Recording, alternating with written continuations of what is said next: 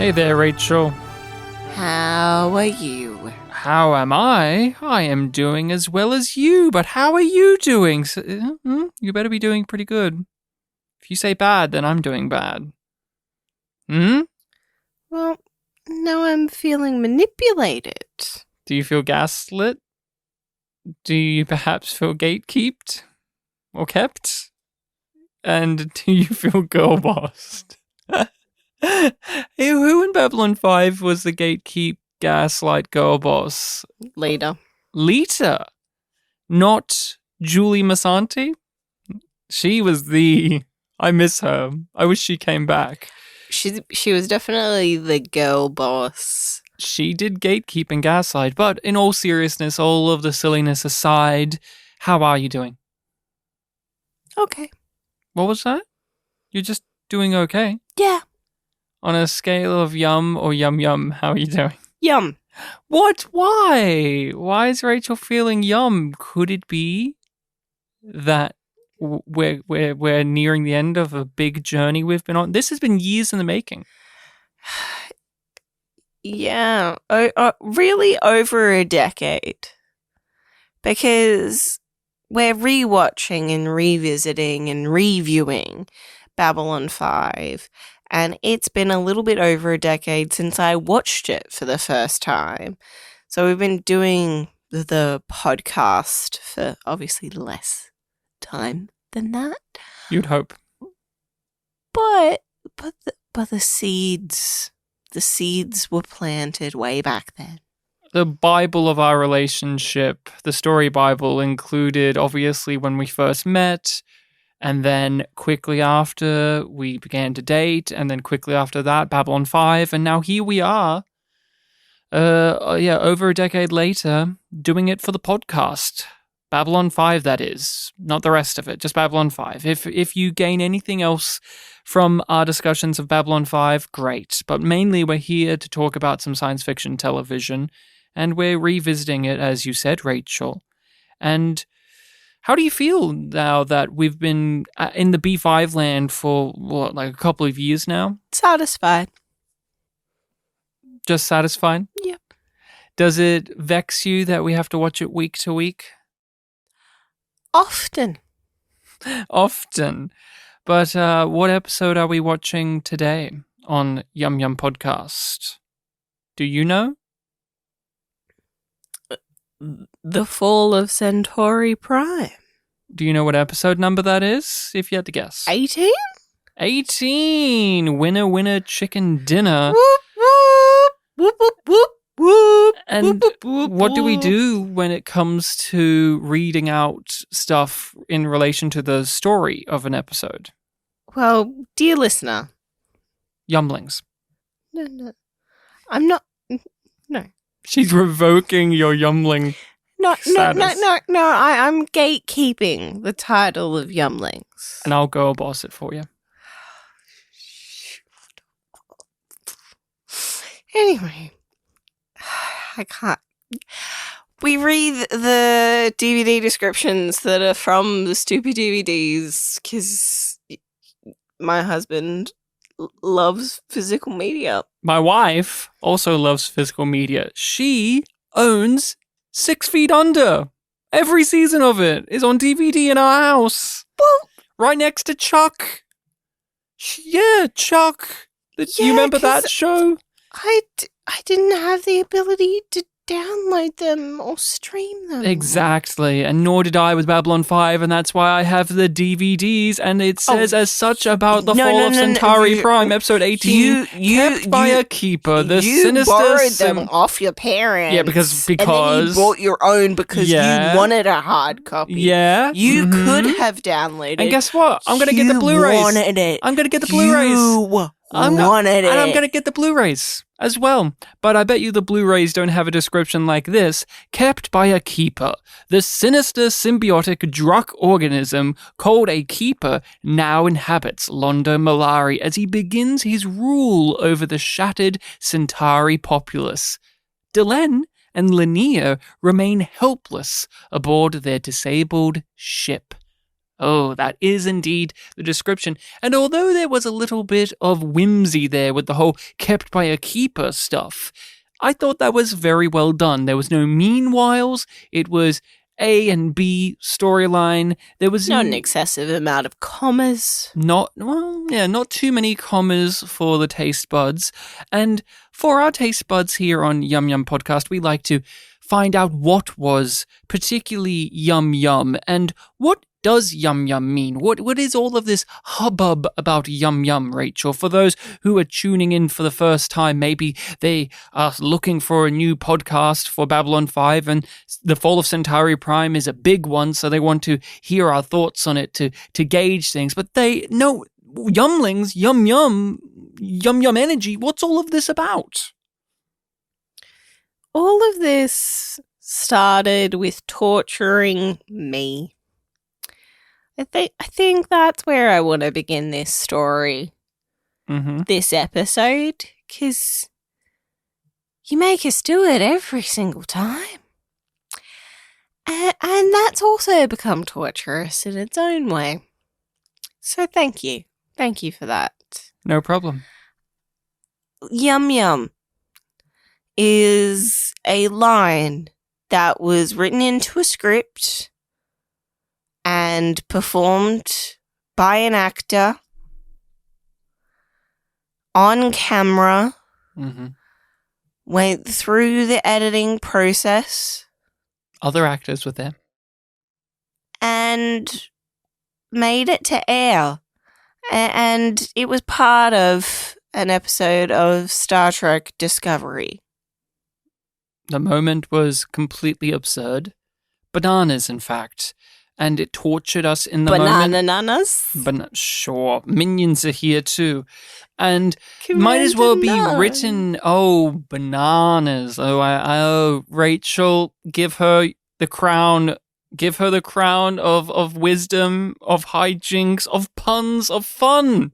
My wife is really funny and we should give her the crown because all I'm here to say is Yum Yum energy is when we look at who could have said Yum Yum in an episode of Babylon 5, because in Star Trek Discovery, that moment, that line was so just out of the blue. We just could not fathom it, that here we are all of these years later, still tortured by it. And I torture Rachel by making her explain it, and I torture myself by having to go through it as well.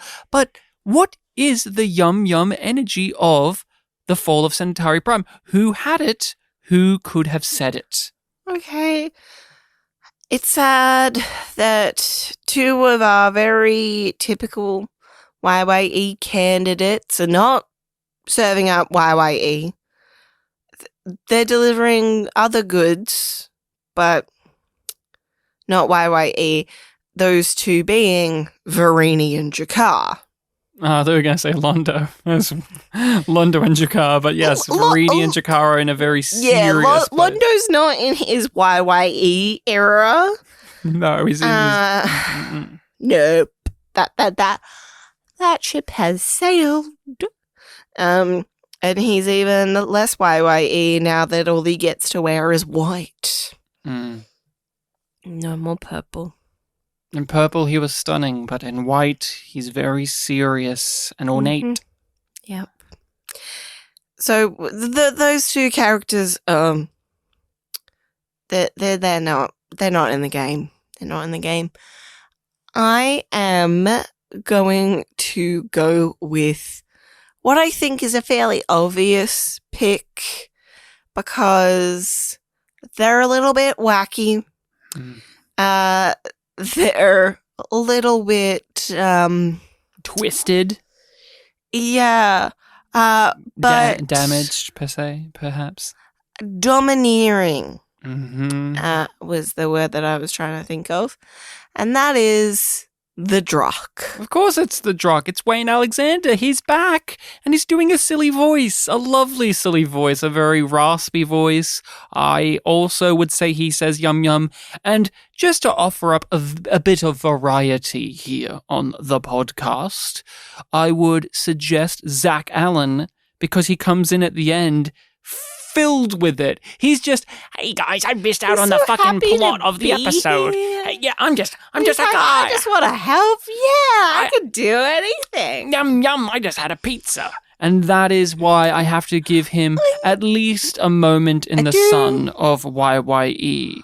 I think that there's another person in that scene that deserves a mention, and that's Lita. Of course, Lita and Zach. Lita, like, just being the mouthpiece for the villain, and, like, just don't ask. How about this? Just don't ask. How about he says yum and she replies with yum really quickly, so they both say it, yum yum.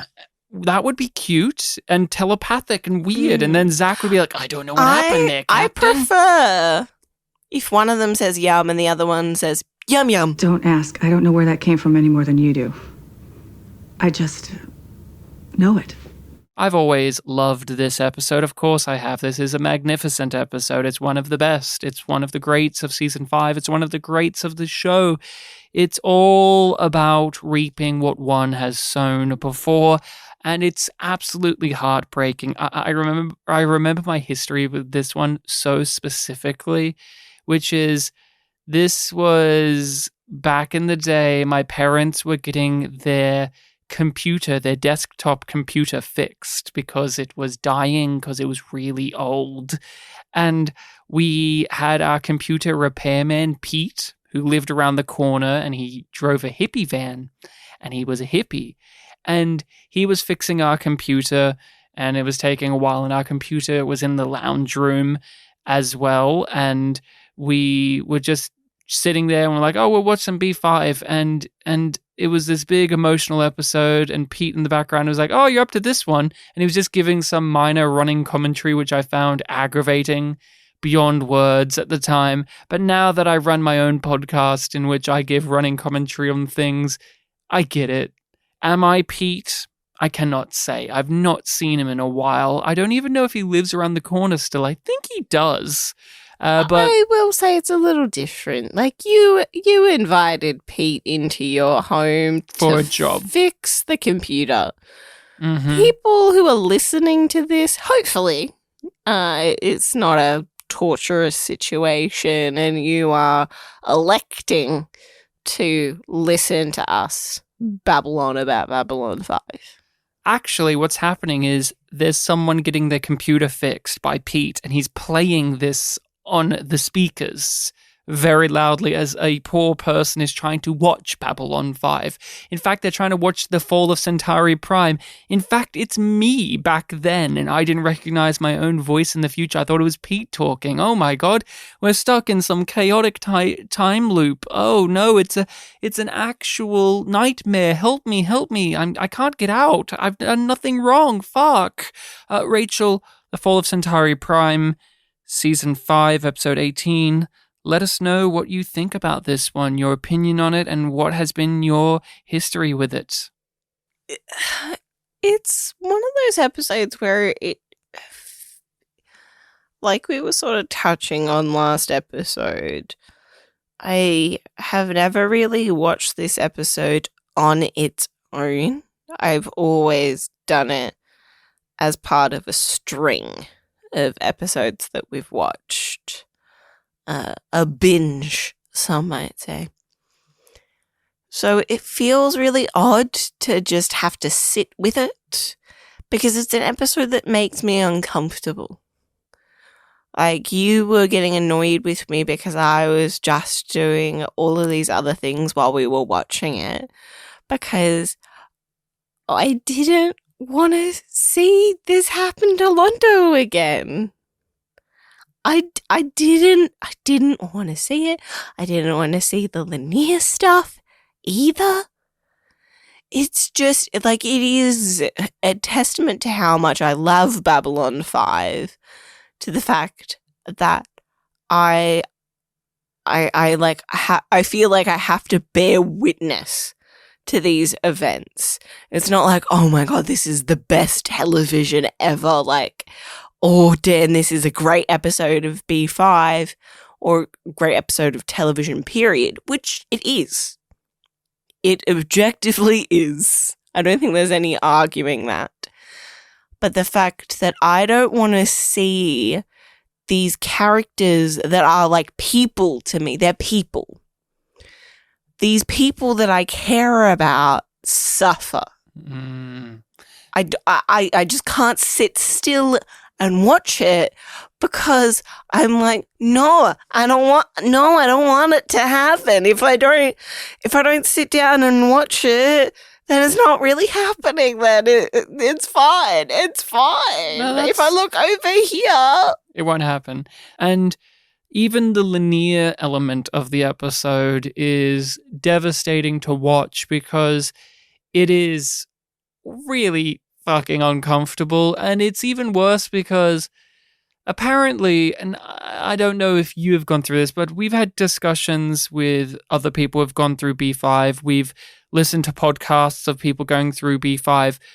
Weirdly enough, people think that what happened to Lanier in this episode was a satisfying enough end point for him being a weird incel guy. And I was always like, oh no, I never got that. I'm like, oh, this was just another step on that road of his weirdness. Oh, I would like this to be the end because I don't like what the actual conclusion is.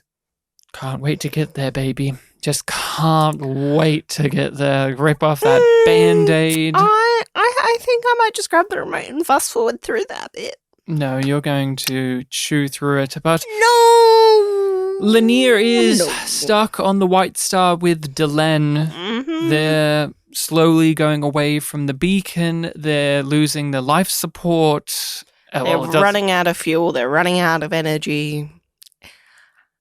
The ship's going down. Lanier has a solution.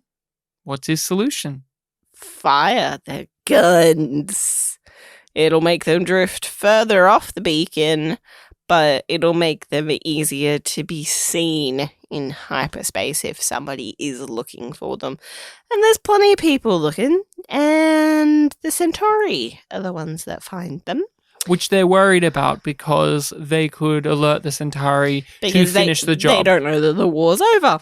Yeah, of course they don't. And even if they, we also see in the other plots that there are some Centauri ships who could finish the job, and also the Drak. The message hasn't gotten out to everybody.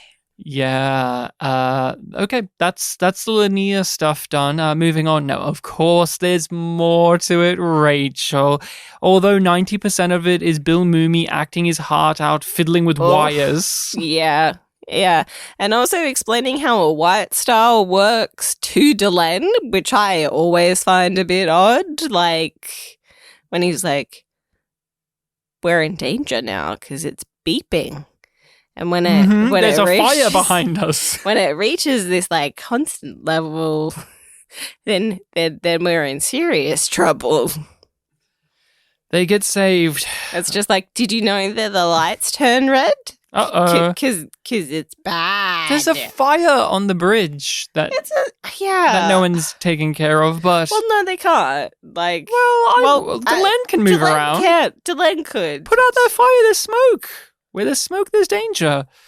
But the main thing is, they do get rescued by the Centauri, but they think that they're going to die. They are both faced with their potential deaths, and they go about it with grace and dignity. The very last second, last moment where he's just like, oh no, okay, they're definitely doing this. They're definitely doing this. Okay.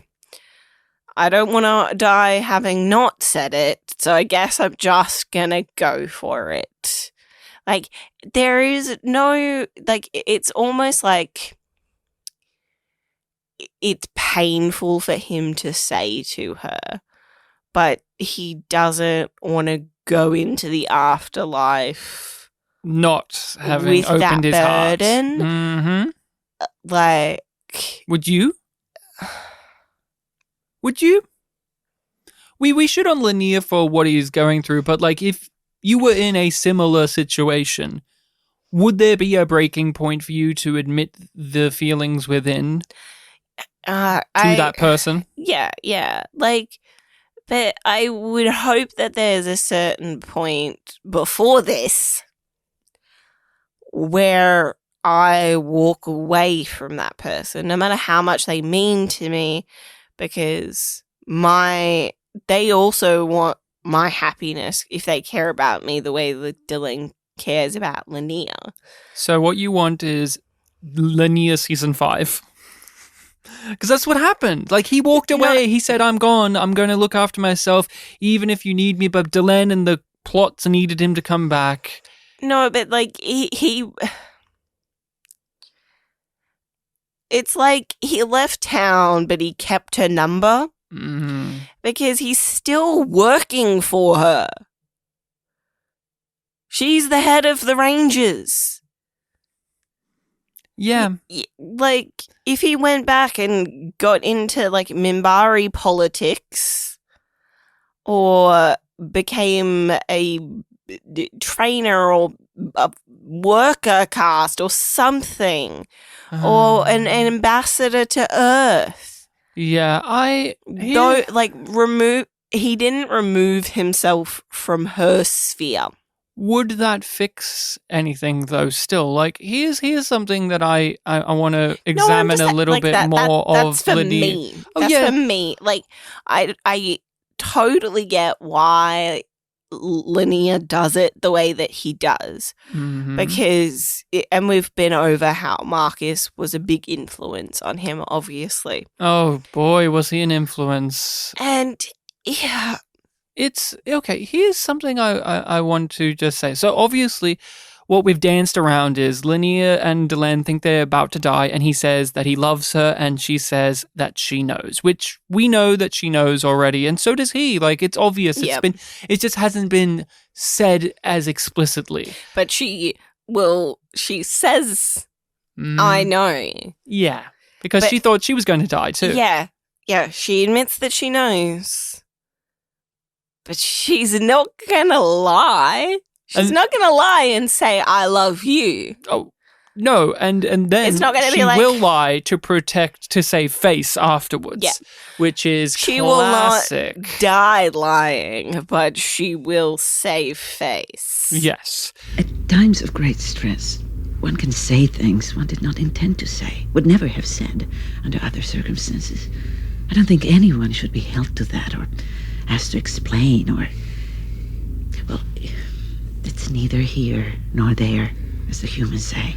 I have never been there myself. I've never gone through this. I've never been in such a drastic place emotionally when it comes to a romantic connection to another like this. Because you and I, we are together. We got together fairly quickly, and then here we are. And what I want to say is what I've appreciated about season 5.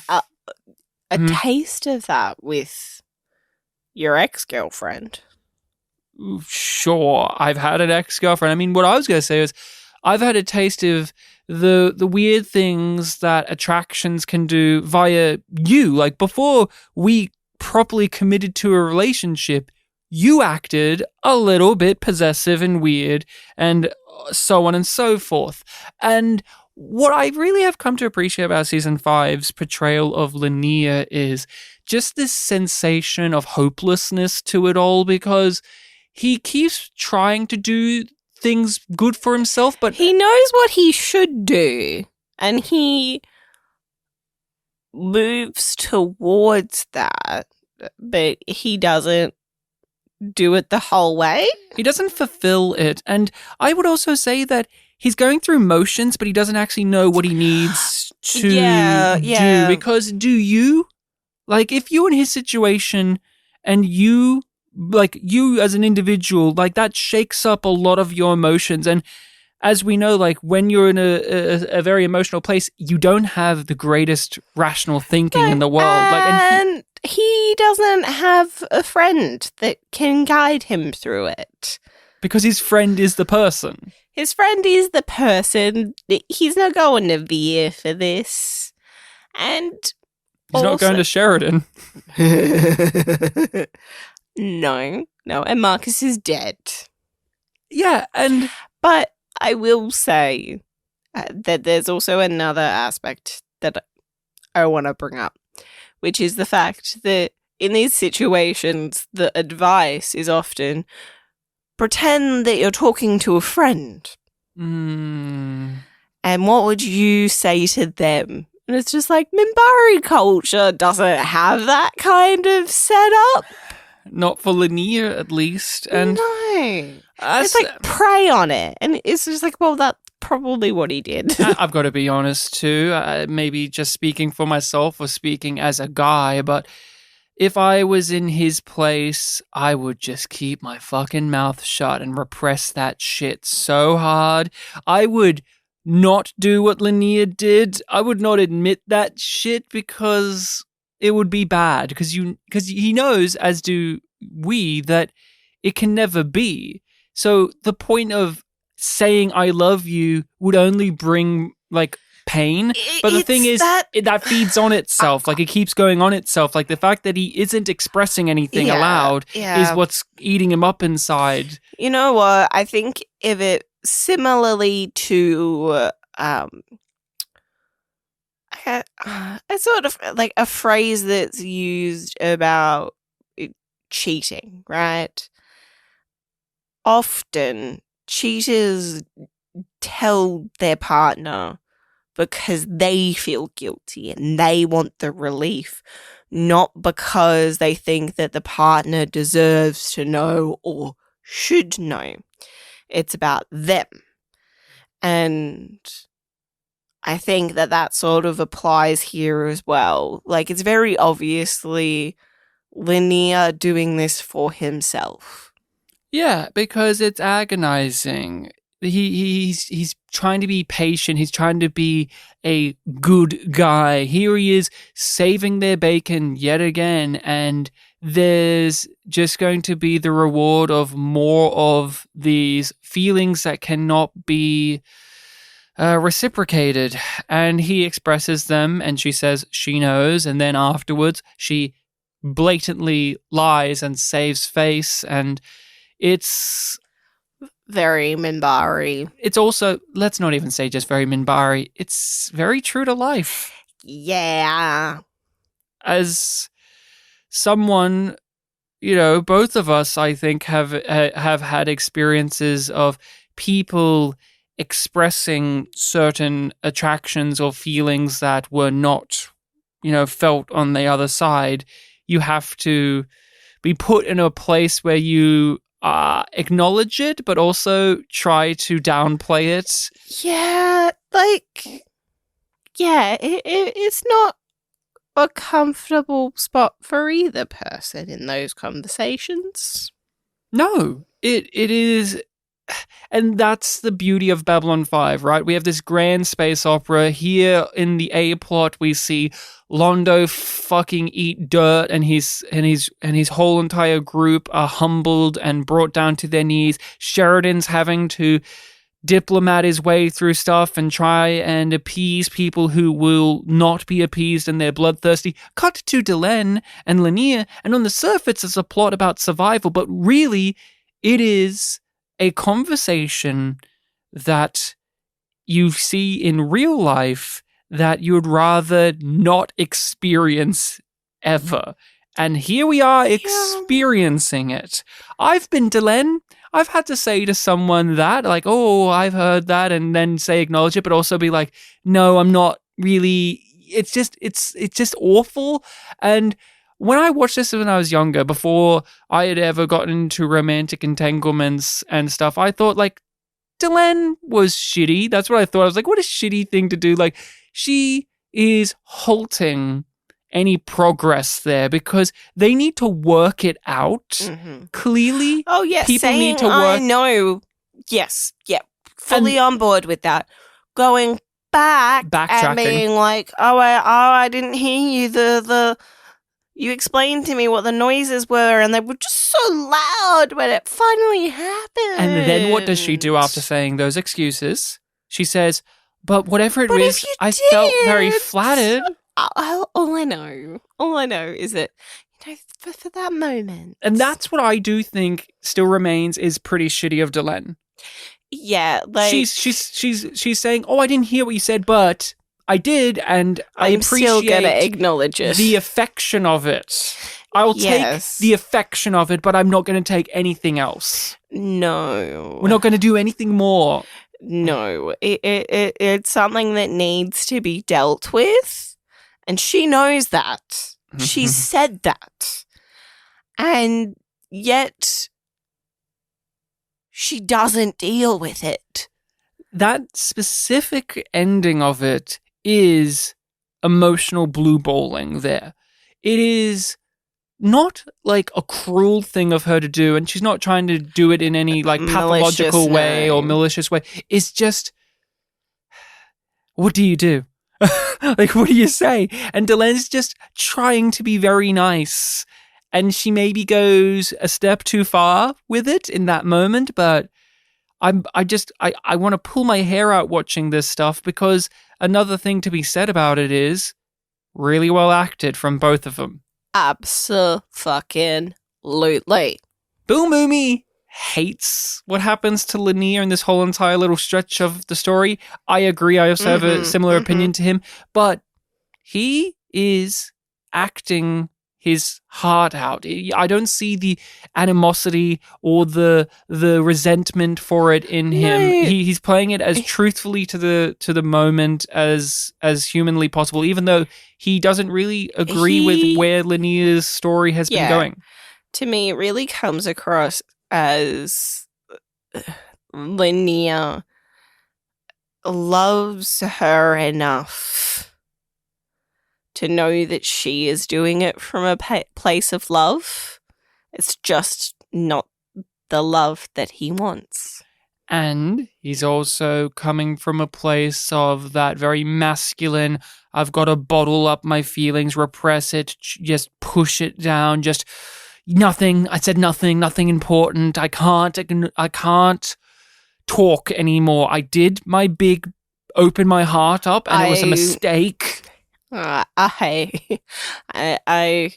took the shot and it missed. You said something a moment ago. I didn't actually hear it. The power monitor, you see. It was making a great deal of noise. Nothing. I said nothing.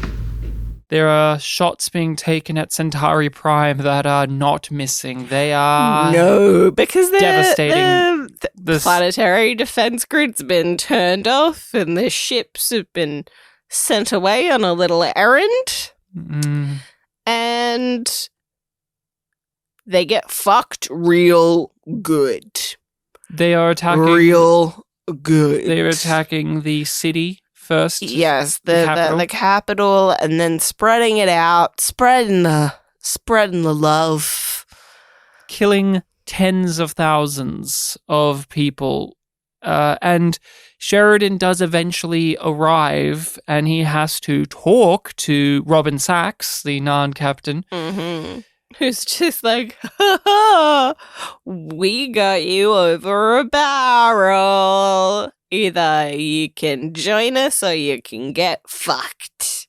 You said you would back any decision we made, and this is our sovereign right to do this. And Sheridan is just what I really, really adored about Bruce Boxleitner's acting in this episode is he isn't giving the full pissed off Sheridan, because Sheridan is furious in this episode. It's he's that white heat, but he's the level of anger. He's having to restrain himself because he has to be the diplomat. Even though he would love to throttle these Nans and Drazi and beat the fuck out of them and order them to do the stuff, and you could tell he's going to just go off the chain at them, he knows that he can't do that. He can't do that.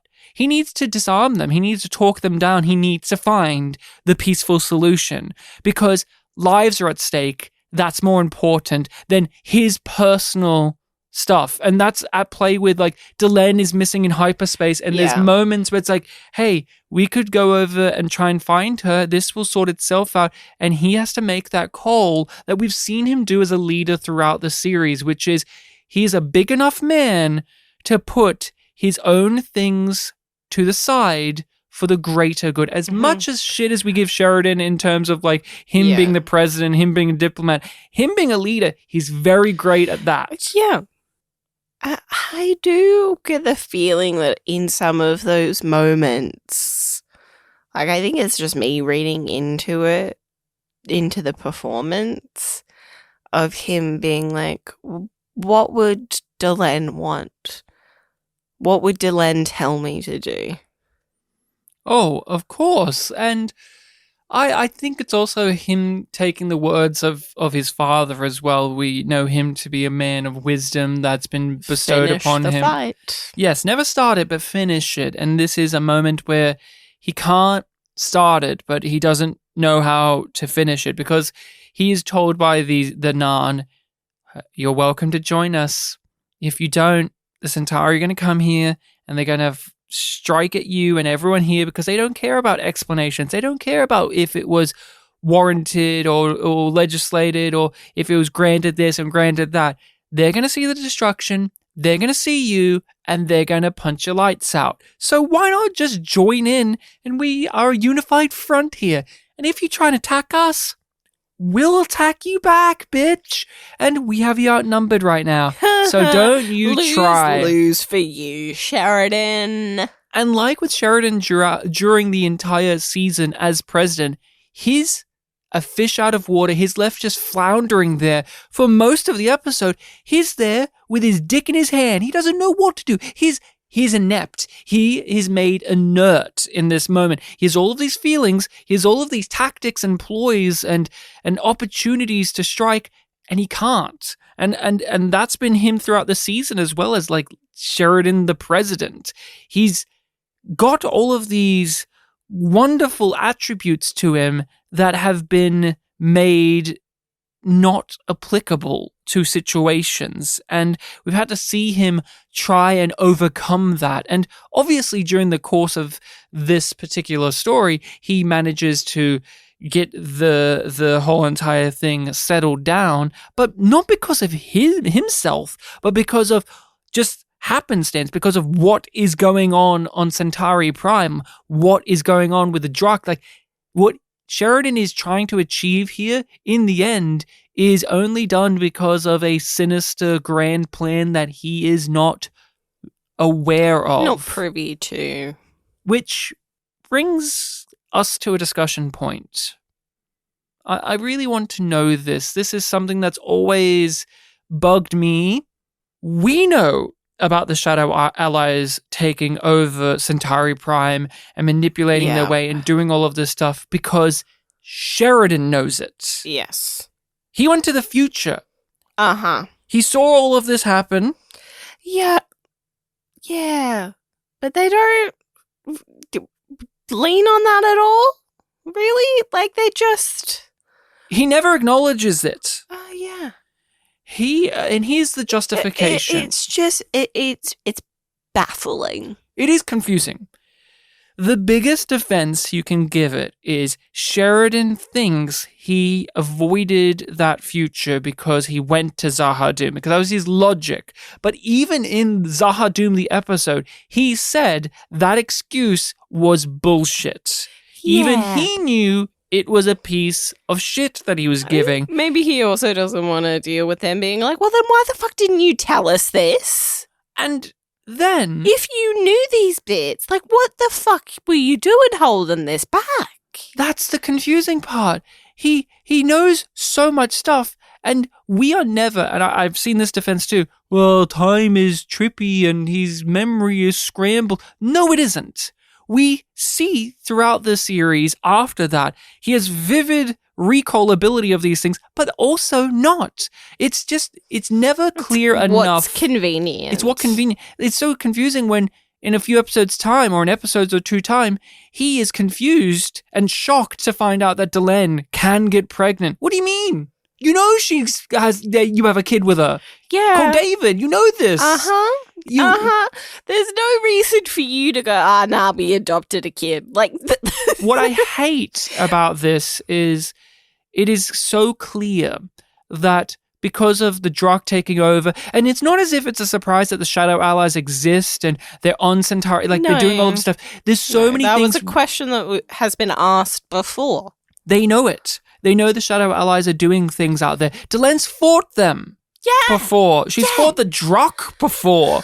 And okay, you can give them some leeway to think maybe they don't know they're on Centauri Prime, but with all of the evidence they have, he doesn't twig at any point. No, they keep on going, maybe it's this. And it's just like, well, you have all of this evidence that pretty much proves that. So why don't you fucking do something about it? He has this knowledge of the future that he isn't applying, and it's because in the end, Sheridan going to the future, him going to the future was only a means to an end for us to get some great storytelling machinations and plot beats and teasing and foreshadowings and so we can enjoy the Fall of Centauri Prime even better as an episode. But for the character in the story, the one who got to experience it, remembers it and acts on it afterward, it is only an inconvenience to the script if he remembers all of the stuff. So instead of even mentioning throughout any of the episodes that he has a hazy memory or it's scrambled, they just don't mention it. They just don't say anything. That's not going to be touched in the previously on section in this episode. He doesn't say anything. And again, Delen gets pregnant. He's confused by it. Again, he doesn't say. He doesn't say. It doesn't give any indication that these things are like things he already knows and or things he's forgotten. It feels as if the script doesn't want us to remember that he would know stuff, or he doesn't want us to remember that Sheridan was a part of any of that. No, you just remember that Jakar and Londo choke each other out because of this friendship that they have, and remember that the Shadow Allies and the Keeper, and remember this, and remember the city in fire, and on and on and on and on it goes. Hey, we got the future that Kosh said, which is it would end in fire. Yeah. Here it is. But is this one of the most baffling writing things in Babylon 5? Would you say it's a glaring error or mistake or sore thumb here? Yeah, it sticks out like a sore thumb, but it is just for the convenience of it. And, Babylon 5 is guilty of those kind of errors. Shortcuts. Yeah, but they're pretty infrequent, so it's more easily forgivable. We expect better when it comes to how the tapestry is woven here.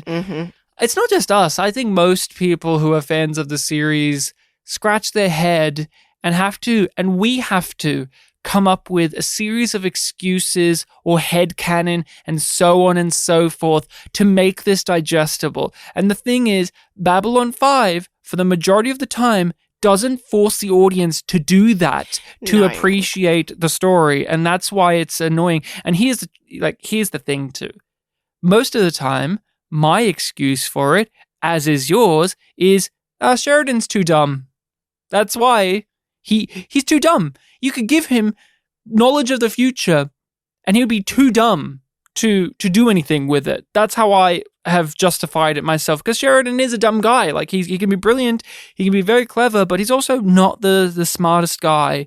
And if you gave him future knowledge, he would be a dumb guy about it. And I always look at it as that. It's just also Sheridan's just a bit of a dummy.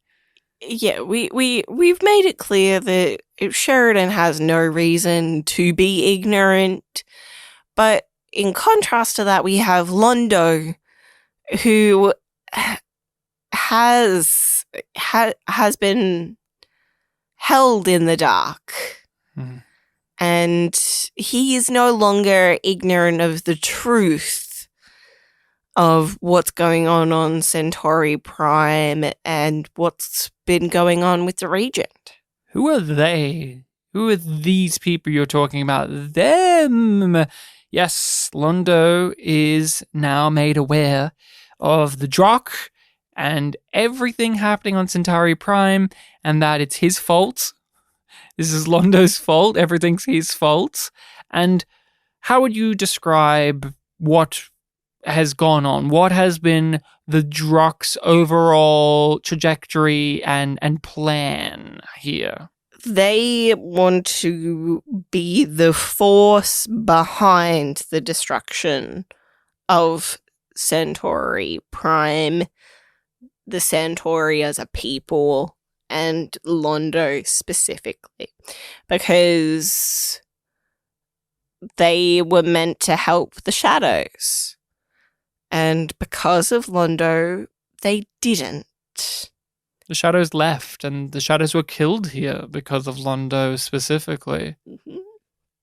And we get that use of flashback within the episode as well, which happens a couple of times in this episode. Oh, it's used to highlight that what Londo thought was a moment of victory is now being wielded against him. It's being turned back onto him. Hey, I blew up the island. Wasn't that awesome? Hey, Mr. Morden told me exactly what would happen as a repercussion of that, and I blew it off because I didn't give a fuck, because I won. I thought I knew better. No, I will not allow it. Yes, you will, as I did.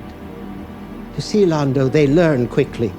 They learned from the shadows, and they learned from you. They've planted fusion bombs throughout Centauri Prime. Unless they get what they want, millions of our people will die, and the blame will go to the Alliance. And he sees how it will end with Verini. He watches Verini die because the Keeper retracts and drops to the floor and scuttles off. Yep. And Verini dies. And Verini is he's the only person who'll know. He's content to die. Wouldn't you? Yeah, and we've known that for quite some time, that he is looking forward to the end of his life, and for a large part of that journey we don't understand why. And then when you have the final piece, it is heartbreaking. It's heartbreaking to see him talk through his regrets and acknowledge the shortcomings of himself. That's the thing that really gets me, is him saying aloud, like, I was foolish, I was cartoony, I was doing all of these things, I was hiding from the truth. I know that. I wasn't unaware of that. And that was also one of the things we really appreciated about Verini in season 4, was he was the guy that would play it up, and then he would say to Londo, I know what's going on, but you need to shut the fuck up right now. And he had his mantra of, I'm sure it'll all work out in the end. And now he knows that means jack shit. He has a new mantra. He has a new way of getting through it, which is, it has to be done. That's what he believes. It has to be done. Mm-hmm. He's the only person who will ever understand what Londo's going to go through, because he went through it. You're going to do it because I did it. Here's the reasons why I did it, because I also believe the same things you believe. And they will use that against you. They're using that knowledge to secure the position that they need you in. I will be your alibi. I will be your excuse. I will be the scapegoat, and I don't mind. I really don't mind. Yeah, like, he was never seeking a place in history books like Londo was. I don't mind because I understand you did not have a choice. Verini really would be the only person to know that to this extent, because that's been him for the last year or so. And man, what an excellent ending for this character. A guy that started out as a real goofball, a buffoon, and he has this acknowledgement of something really earnest. And throughout the season too, we've seen and heard of him as this mad, this madman, this person who's lost their faculties. But you realize in these final moments of speech that was him putting on an act. Like, that was him coping. That was him having to go through the motions of things. And this is the real, like, this is him really underneath all of the eccentricities, underneath all of the trauma. This guy, this noble who's about to sacrifice his life, and he is, as you said, content with it. That's who the real Varini is. And we only got to glimpse that for really this scene, and that's it. And I feel like he's done a lot of thinking because he has been forced to be on his own. Even though he's never on his own. Yeah, he's had to have the blinders removed, and he's had to see the weight of the society and the world. He's had to sit in the shit. Londo saved G'Kar. He went out of his way to go back and get him out of that jail cell. Brought him into one of the rooms that's still safe. His quarters, I think. And he leaves him there for a bit so he can deal with the regent. Yeah, says he's going to go get a doctor. Got to deal with the regent. And goes and finds him. Is it just unbelievable that this series has these two characters and every conversation they have is great, but they still, as it keeps getting to the end game, it gets better. They get better conversations every time. Like, this is the best. This breaks my heart. Every time it breaks my heart. Like, when we were getting ready to watch this episode, you were quoting the bit where G'Kar says, like, my people can't forgive your people, but I can forgive you. Very paraphrased version of that. But, like, it's just...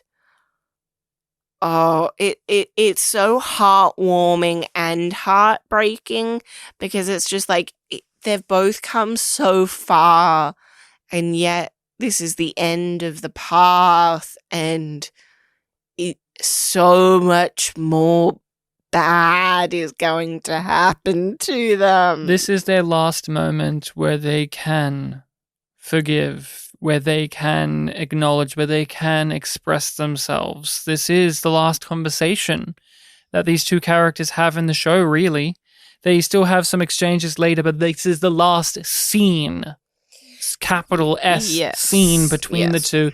And I can't imagine the absolute stress that could put on a writer that you have to, like, you get to the point where I have to write the last big conversation between the two most important characters in the show who, when they have conversations, they're weighty scenes and absolutely delivers. This is, how could you, in all honesty, how could you end their relationship with a scene better than what you get in this?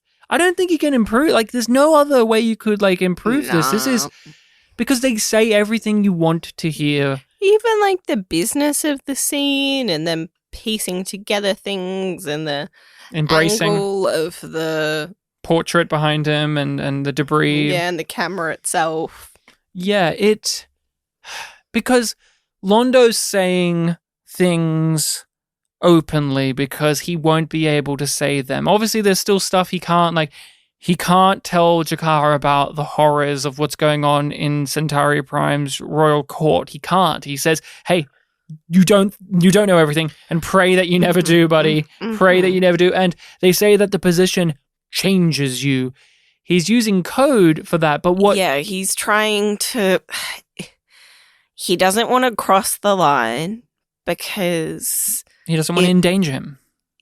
Yes, or his people. Like, you know, the gun, that gun is still to his head, or the fusion bombs. But it's also not wanting to burden him with the knowledge. Like, it's like, I have trapped myself, but I don't want you to be trapped too.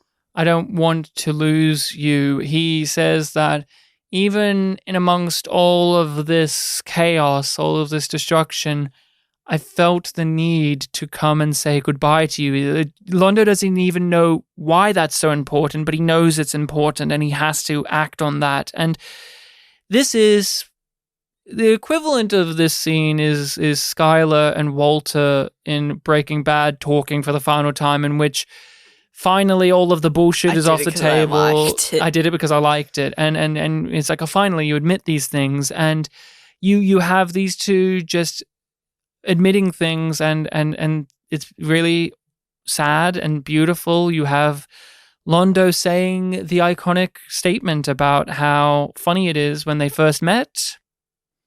He had no power but all the choices he could ever want, and now he has all the power he could ever want but no choices. No choice at all.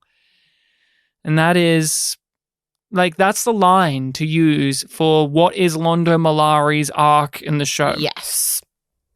What is Londo's journey? A man who had no power but all the choices, becoming a man who had all the power and no choices. Because he will often use as an excuse, as a reason to do horrible things, what was his old calling card? I have no choice. There is no choice. It's the lack of choice. But now, here he is, realizing he did. Just like the Regent did. The Regent was, I wasted far too much time. Londo wasted far too much time, and he really burnt up his choices. He made the wrong choices, and now he has to live out his days with those mistakes. Alone. There is no glory. There is no crowds. There is no adoring fans. There is no... From the very start, I will walk alone to my inauguration because we are a solitary people now. We're on our own, so I'm on my own. But also, it's a very practical thing because... He can't get close to others. No, because then he risks them and their life. He's compromised. And that was the thing too, is Londo throughout the show would do this actively because he was an idiot. He would push away those around him. He would treat them poorly. And see it over and over and over again with Veer. And he sends Veer away. Peter Jurasik, when season 4 wrapped and they thought that the show was coming to a close fully, I believe that this is the story. He said to JMS that line about all the power and no choice, that he remarked that it was interesting to see how much Londo had changed, and he just said offhand that basically that sentiment, and JMS put that away in his brain, and it came back, because we know that with many of the great writers, especially of these shows, they listen to the cast, and they bring it reciprocal. In. It becomes it makes it real, and man, that's the beautiful thing about the actors too, is they get a certain grasp on the character, and when you get to hear their views on it, it can really bring out even more. And we get Jakar having to say the thing that you would never expect him to say when you start this series, which is he forgives Londo as a person. He forgives him. The Nan will never forgive the Centauri, and he can never forgive the Centauri for what they've done. But he can forgive Londo. Andreas Katsoulis in this scene is quiet, dignified, verging on tears, and it is sublime. Yeah, it's beautiful. He starts the scene funny. He's like cracking jokes and being just a snarky guy, and by the end of it, it's this silent embrace between two people who would have killed each other like a few seasons ago, to not that being the furthest thing away from their mind. We have the knowledge of how their lives end, like we're reminded of that, and how that is a mercy. I would be dead if not for you. You risked your life to save mine. Yes, you would have done the same. Yes, but I am a better person. You're ingrate. I promised I would get you out of that cell, yes? Do I not keep my promises, What is like the special concoction here is we have seen in the series through Peter Jurassic's performance, through the writing, just Londo's character use all of this bluster and rhetoric and performative stuff just as is. And now when he is under the control of an entity that needs him to do all of this, you cannot tell if it's the Druck controlling him to do these things or if it's just him having to, again, put on the mask and play the role, because that's what I love is you can, like, in most of the scenes where he's doing horrendous, crazy shit, like when he's giving his big speech, we've seen Londo just do that during the show. Yeah, it's that same thing as Garibaldi. We just turn those things up to 11. When Via comes in and he almost walks in on Londo with the keeper on his shoulder as he's changing. Even though, like, Londo knows it's just like, well, it won't show unless it will show itself. It will stay hidden. But he doesn't know. Like he doesn't know what it wants. So he's not willing to risk Via seeing and risk Via being brought into this. Yes, Via being brought into this, and he wants to, again, save people by pushing them away, and the anger and the fear. And he's also securing his place as Via's alibi. That's a good way to put it too. He is so fearful, and he brings his fear out as rage, and that was just heartbreaking as well to see him have to go through that again and treat Via poorly to help him in the long run. And Via's just dumbfounded. He's like, what's going on, man? Yeah, like, I thought we got past this. And he has to make excuses for Londo's erratic behavior. He's like, I don't know, but I'm sure he has a good reason. He's like, my reasons are my own. And then we get the big speech. The big hologram speech over the burning cities. And yeah, this is exactly what they need to have in the show. Like, this is all shit Londo's said and done before. This is all attitudes he's done before, but now we know that it's an agenda of someone else. New. It's not new, but it's just... It's hard to watch him put on this performance that's such a regression of his character. He fucked around, and now we found out. He went for seasons on end acting like this to other people. We got the benefit of being able to see him have moments of pause and retrospect and reflection on oneself. And then over the course of the last 2 seasons, he's opened up and other people have been able to see that there's more of a person underneath. And too late, buddy. Yeah. The Druck don't give a fuck about that. They want you to put these masks back on and to dance your little dance because you're really good at it. In fact, you inspire us, and we want you to do what we want you to do.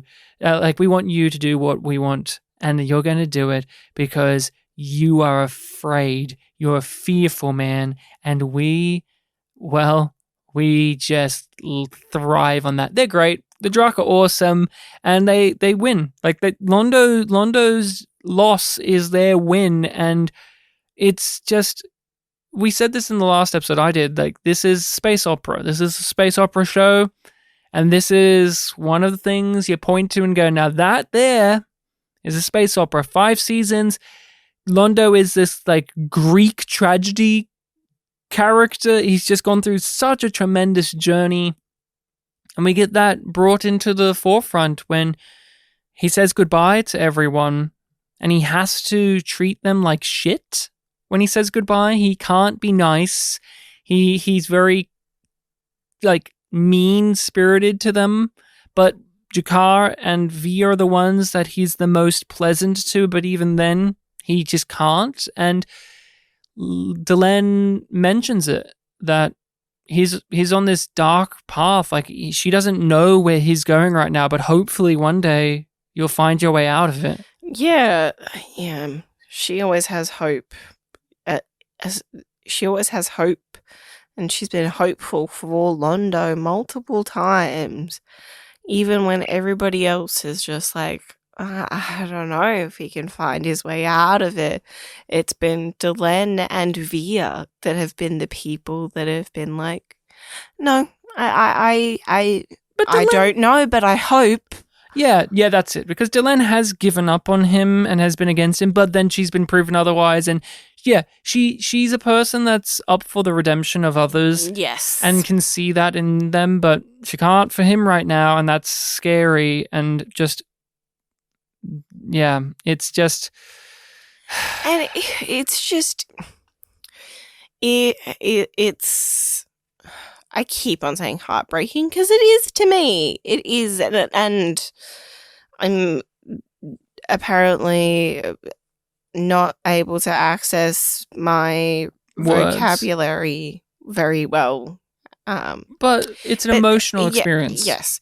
But when he is rallying all of this hatred towards the Interstellar Alliance, and I think back to when he was like, I think it's before the audience gets told exactly what the plan is, but when Delenn brings him in, and he's just like, I'm delighted to be on the good side of history. Oh, yeah. And now that also has been taken away from him. And if he hadn't done that, then he wouldn't have been in the position. And it's just like everything in hindsight leads to this moment that is just you feel like it's the lowest that he could get. And we thought that the lowest point was the bombing of Narn, but it ends up being the bombing of Centauri Prime. Yeah, the bombing of Centauri Prime. What I just want to say is that we get him taking a moment to breathe, to really take in everything that's gone on before he has his inauguration, before he walks out alone in a bombarded street, in the ruins of the glorious Centauri Republic. He has flashbacks to these significant moments, him being fun, him being in love, him realizing that he's made terrible mistakes, and then the last moment of connection before everything went the way it did. And it's the thing about the Fall of Centauri Prime, and really a lot of Season 5, is that the plots of episodes themselves are not the most complex things in the world.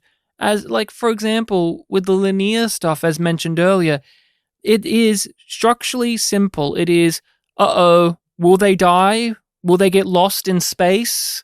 And what you fill it up with is emotionally complex things. And Londo's stuff is the same. It is basically, here's an exposition dump of why the plan that we've been seeing this foe been doing has been going this way, and then conversations and reactions in the fallout of a character going through the most emotional turmoil that they could ever go through.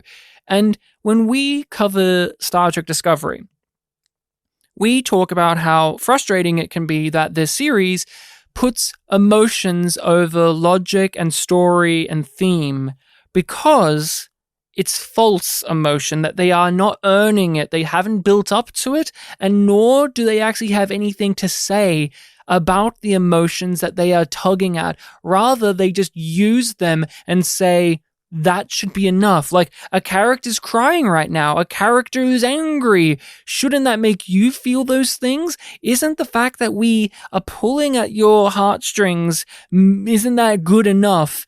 And we have had, a few seasons of our discussions about how it fails there. But in your opinion, as someone who, when we discuss Discovery, we would bring up Babylon 5 a lot as like a counterpart of like, here's how you do these things. Now here we are in an episode that one would describe as deeply based in pulling at the heartstrings of the characters and us, the viewer. It's all about those emotions. What is it about this series, or this episode in particular, that is particularly effective at doing that? Like, why does it work? Well, it's not a new statement, but I really think that it is the layers. It's the fact that all of these decisions have made sense, and we've gotten bits of the character over and over and over and over again, and we've had them challenge, we've had them grow, we've had them regress. We've been through all of those experiences with them, and it doesn't feel like they're happening because the writer wants it to happen or it has to happen that way. It feels like these are people that we are watching. They evolve beyond being just characters. They're no longer just JMS's puppets. It feels authentic. And that's why it has the emotional resonance that it does. Because of all of the work that came before it. And that includes the performance as well. Understand that I can never forgive your people for what they did to my world. My people can never forgive your people. But I can forgive you. We end the episode on a discussion that is very much the crew of Babylon 5 is back there. Zach's even here in the scene, and they're having a moment of pause to discuss all of the crazy shit that has just happened to them and go over some interesting themes, metaphors, and allegories.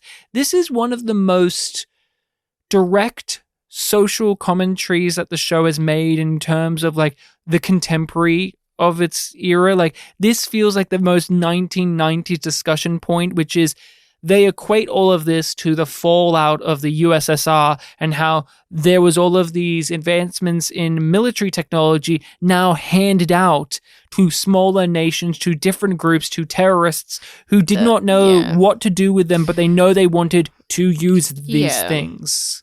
They couldn't make them, but they were willing to use them. And love that Franklin line.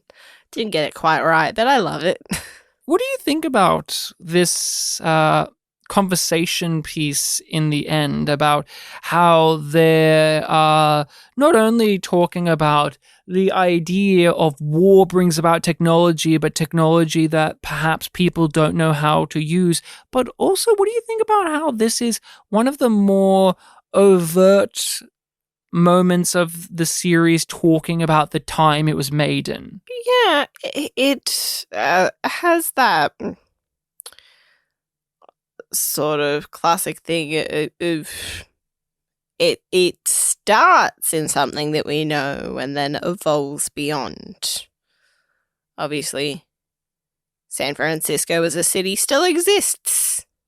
It was San Diego, right? Because JMS hates San Diego. That's right. But your point still stands. Like, you get the sci-fi-ness of like, oh, look, this city that we all know in the real world got nuked, but then they trace it back to something that we can relate to. Yeah. And it's... it's not too distracting for me because the thematic message is still very true to the world. I don't love it. I like the but scene. I accept it. I like the scene, but I find it to be extremely after-school special corny. Yeah. This is one of the most overtly Star Trek. This feels like a TOS episode. This feels like an original series. Like this is Kirk, Bones, and Spock talking about a thing they've learned. Yeah. Honestly, Babylon 5 doesn't have these type of conversations at the end of an episode as overtly as this. No, it's a bit more soapboxy than it usually. Yeah, that's it. It's a bit more soapboxy. It's a little bit too direct for my taste. Yeah. And also I really do hate I know people like this line. I hate this line. I think it's just too dumb of a line for me to tolerate, which is the whole and the Giants have left the Giants have left the playground, but they left their guns behind. Shut the fuck up, Sheridan. Shut the fuck up. JMS, slap yourself silly for that one. You already communicated the point brilliantly with the other characters, but you had to go that extra step. You thought that would be fun to say. I think it's one of those, it's not even, I think it's funny. I think that's a cool line. No, man. Yeah, like, oh, that's fun. That's cool. That's punchy. Man.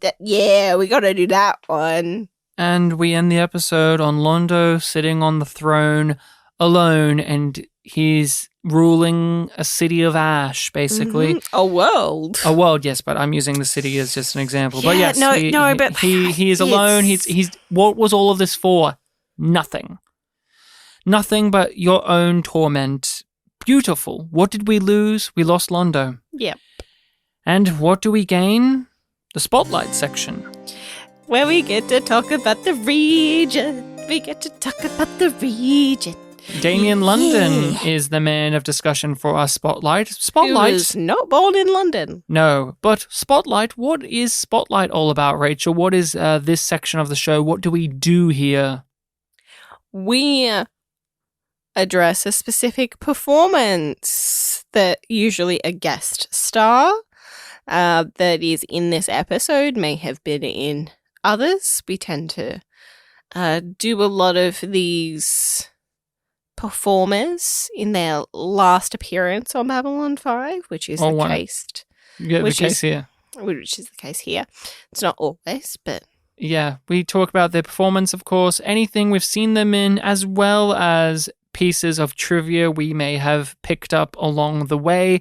And if you've listened to the podcast before, you will not be shocked to learn that Damien London's his work that he did in Babylon 5 is one of my favorites, one of the best of the guest star actors. He transforms. He gives all of these little layers to a character that could have easily stayed a certain way. Yep. And that was a reciprocal relationship as well. Like, there's a great interview with Damien London about B5. I'm glad someone interviewed him. Yeah. Because he's no longer with us. He passed away only a year or two ago. He was one of those B5 actors I would regularly check if they were up to anything and or if they were still around, because I couldn't tell you how old he was off the top of my head, but I knew he was up there in age, and he passed away relatively recently, which is a shame. 2022, I think it was. And he was in his 90s, for Christ's sakes. He was up there in age. I feel like I read that he was 98. But he was really up there in age, but he is fantastic in this show. Mm-hmm. For yourself, what are the elements? So lovely evolution as well, because we get him as the minister, just on the Babcom, and he does a really good job selling that he's having a conversation, which not every actor can do. No, not every actor. But he does it, and he does it really well. With a character like this and a performance like this, which is one that's very theatrical, but is also layered and grounded. Yeah. What are the elements of this guy's acting and what he offered up to this series that you appreciate, that you liked? What did you get out of Damien London on this watch through in our discussions, perhaps? It's just delightful.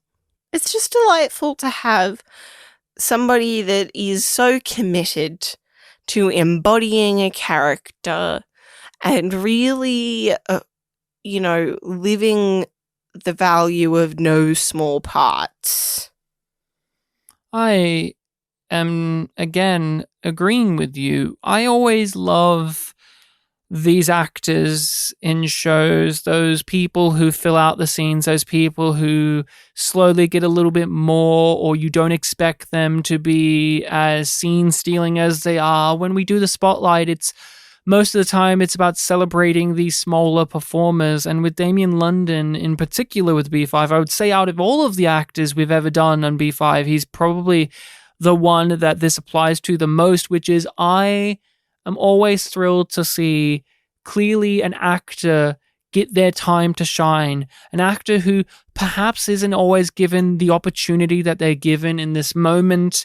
And he is that. Every time he's in the show, you can tell that it means so much to him, that he's getting such just beautiful material to work with, and he's not regretting it. He's not wasting it. He is taking it as much as he can and riding it out. And he comes across as just such a joyous figure with his performance alone. He starts out as just a nothing minister. Then he comes back and he's this funny little character in Sick Transit Via, but he made choices. He made specific choices to what he would do in this role. His hand gestures, the way he would just flail them about, how he would hold himself. The voice is what you remember too. It's that voice of his. He has such a mincing thespian voice, like he sings show tunes type voice. Makes me think of a dandelion. They say the bombardment is moving away from the capital into the outer areas. We should be safe for a time. When it comes to things we have seen or not seen him in before, he didn't have the longest IMDb credits. He really didn't have too much, but what you wouldn't be shocked to learn is most of it was comedy background. Lots of sitcom appearances, one-and-done roles, and that is, again, not a surprise. You know that from watching it, that this guy is someone who is very much interested in doing comedic performances or just has a natural talent for comedy and for laughs. And the thing that I know him for is Seinfeld. He was in an episode of Seinfeld, and he's very flamboyant in that. I can't remember the exact episode, but I remember him in it because when I was watching Babylon 5 and Seinfeld was on, I love the Regent, but I hadn't seen him in anything else. So when I saw him not as a Centauri, I had a hard time figuring out who this guy was because he was bold. He was like bold, bold, bold. Fully bold, like one of his IMDb photos is a headshot of him. Nice, bold gentleman in Seinfeld. He's bold. Please, Ryan in editing, play all of the clips of George saying bold. She's bald! What do you mean bald? What do you think I mean, bald? Bald! Bald, bald! There were a couple of things that I was like, oh, I know that. Obviously, Bewitched being one of them. And I like he at some stage was on like their Facebook page because he got a birthday shout out. Oh, very cute. He was in Get Smart. Yes, he was. Old school comedy stuff. And other than that, was there anything else of note when it comes to his film and television work? Because I have one or two things I want to mention that are confusing to me, but is there anything you want to bring up? Is it that he was in a Three Stooges movie? That's amazing. No, I didn't know that. Okay. Apparently, he was in Which Way to the Front. Well, here's what I want to say. So there's that interview with Damien London Yes. Everyone just look it up, Damien London interview, you'll find it. He talks about certain projects that he was on or involved in at the time or before that he's not credited in on IMDb. And I raised my eyebrow, and you said you were looking stuff up, and there's a website that credits him in Raging Bull. Yeah. They're like, oh, he's in Raging Bull, by the way, but he's not credited on IMDb. IMDb, we also know, isn't comprehensive. They slip through the cracks. Yeah, it's a user. Yeah, it's run thing. I make the thumbnails for the B5 episodes, so, anyone can go on there and do anything. I could put descriptions up if I wanted to. I could say that Damien London was in more episodes if I wanted to. But he said that in season 4, he had to leave to film a movie in India. But he's told JMS that he would be back. Please don't forget me. I will be back. And he thought JMS did forget him because the Regent didn't appear for the rest of the season. And I cannot find any fucking existence of this movie from India. But JMS has talked about that incident too. Like, oh yeah, Damien London, he had to go off to India to film a movie. I don't know what that was. I can't find any evidence of what this is. And it could be a classic case of whatever the production was, whatever the film was, whatever the project was, did not get completed, did not get made, fell through, or has been shelved, or whatever the case may be. But I just love when we find these type of weird enigmas and we'll never know the answer to. Like, no one is going to email us at yumyumpod@gmail.com and give us the true answer of what film in India was Regent Verini going to be in that he had to leave Babylon 5 for a period of time to go film it. No one knows. But Rachel, please tell us a little bit more about Damien London and about his... There wasn't a lot to find. Like, he didn't have a website. Like we mentioned, he wasn't in an exhaustive number of things. So he's referenced in a lot of different wikis because he was in guest spots on a lot of really popular shows throughout the 60s and the 70s, and obviously Babylon 5 in the 90s as well. It's his last stuff, is Babylon 5. Yeah. But I couldn't find anything that was really like talking about him deciding to retire or anything like that.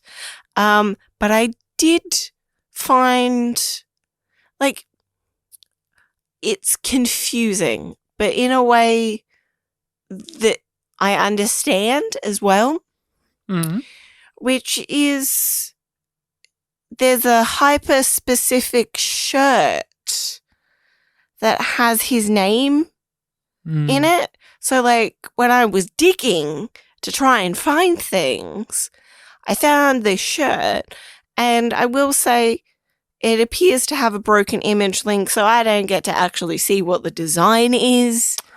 So I'm annoyed. It's probably just after some other Damien London because it's a common name, right? It's like... Yeah, but let me tell you the hyper-specific name of this particular t-shirt design, which you can get on a variety of products. Thank you. I will get one. It includes the option to get it as a dog jumper shirt thing. It is called I Think My Soulmate is Damien London, Funny Actor. Okay, it must be him then. Hey, if we get it as a dog one, can we send it to Ace Mask and his dogs? When I have it like clicked on the dog one, so the full title is I Think My Soulmate is Damien London, Funny Actor, Worn Look Dog. Thank you. So I do know from audio commentary tracks that Damien London was a rip-roaring good time on the set, that he would sing show tunes when he was getting his hair and makeup done, that he was obviously a theatre person into musicals. And when reading through the interview, there was a lot of discussion about how because of the great impression he made upon the production with his just how he was expressive. They kept bringing him back, and he was someone that was noticing details in the script, and he was always talking to JMS, and JMS was talking to him, and it just became what it became. And even in that interview, and this was in 2000 or 2001, he was still talking about like how he was hoping to appear in more projects with JMS and how things were on the rise for him and he was getting more attention and more stuff. And that's why it's really upsetting and confusing to just look at it IMDb-wise and just be like, oh, it stopped there. And to look through the theater scene and to see that he only did a little stint here and a little stint there. I don't know what his deal was, and like I said, he only passed away recently, and I was still like looking at him over the last few years to be like, what's he up to? What's he doing? And every now and then it would be like, oh, this little thing was mentioned on this little thing, but God bless him, he came into B5. I don't know if he ever did the conventions. I don't know if he ever got to engage with the Babylon 5 fans. I would love to have known more about what his interactions were like with this community, with this fan base, because we all love him. And this is the type of performance, this is the type of role, this is the type of show that someone like him would have been wanting. He was always appearing in things in these minor roles, and then, you know, basically the end of his film and television career, he gets a role of significance that will be forever remembered by the audience that saw it. Great stuff, Damien London, legend. I have been many things in my life, Malari. I have been silly. I have been quiet when I should have spoken. I have been foolish. And I have wasted far too much time. But I am still Centauri, and I am not afraid. On a rating system of Yum being bad and Yum Yum being good, what would you give the Fall of Centauri Prime? Yum Yum. Yum yum. I didn't want to watch it because of how good it is, which is a really weird compliment to try and pay a TV show. But I tried anyway. I also give the Fall of Centauri Prime a Yum Yum. Yum yum. Are you ready to hear what we'll be talking about next time on Babylon 5? Yeah. On the next Babylon 5. The Wheel of Fire episode. Titular episode of the season, right? Yep, Wheel of Fire, episode 19. And here is the description according to the DVD. Jakar, Garibaldi, and Lita all confront their present problems and future hopes. Delenn and Sheridan share a mutual hope for the future when Delenn learns she's pregnant. Yeah, she learns it. And there's just crazy stuff. I'll ask you now, in case it doesn't get brought up in the discussion next episode. Were you disappointed / that we never got to see what David looked like? A little. A little. Just a tad? Yeah. Like, I don't mind it. It's not something that I'm like, oh, I can't forgive this. It's just like, oh yeah, whatever. Give me the bone. Give me his freaky little bone. I want to know how much bone he has. Throw me a frickin' bone here, as Dr. Evil would say. And never forget that Patricia Tolman was in Austin Powers. She was in the first Austin Powers, yeah. She's a man, baby. And that is our discussion. Thank you all so much for listening along. If you are not following us on your social media of choice, you should, because we are on all of them, or practically all of them, under YumYumPod or YumYumPodcast. And they are conveniently linked below. And also in that description should be the email address. But just in case you want to hear it, it's yumyumpod@gmail.com. If you are wanting to support the podcast, we have a Patreon in which we upload bonus content we over don't just there. Take your money, we give you. We give you stuff as well as content, there's a group Discord that you get to be a part of where you can chat with everyone, share stuff around. We have a good old time, and the Patreon has been popping off. We're doing the Star Wars movies. We are doing The Expanse. We're watching through that for the first ever time. We are a bit way through season 3 right now, and we're giving our thoughts on a multitude of things, some animes, The Sopranos. Oh, it's just been such a wild time. So come on over to YumYumPodcast on Patreon, and that's it. That's all we have for the plugs. Everything else is in the description below, and you know you have to do the right thing and share the show and review it as well. You know that. You're good, right? Perhaps eating as well when you listen to this? Jakar thumps his chest again, saying goodbye to somebody. And it's so close and yet so far from what we get in The Gathering. It would have been really funny if that was when JMS brought it back. Yeah. When he emotionally thumps his chest and says goodbye to Londo via that, he should have tearfully, this is when he fully cries and says, "Good eating to you, Malari." No, this is when he says, "Londo."